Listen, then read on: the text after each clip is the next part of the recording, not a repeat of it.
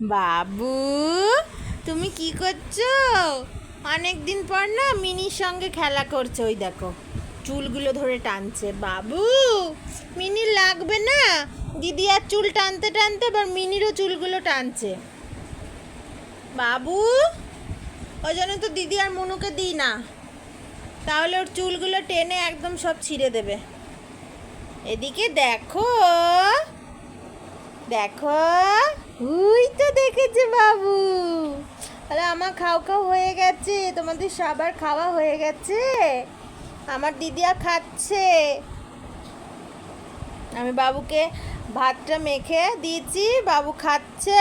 আর এই যে বাবুর কাছে আমি বসে আছি, ছোট বাবুর কাছে, দুজনকেই দেখছি। বাবু, তুমি কি করছো? হ্যাঁ, ও ছুঁড়ে ফেলতে নেই, এই মিনি লেগেছে।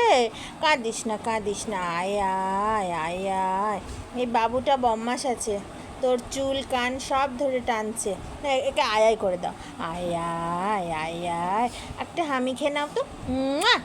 ই বাবা, দেখো কি হয়ে গেল, ঢুপুস হয়ে গেছে, মুখটা দেখো।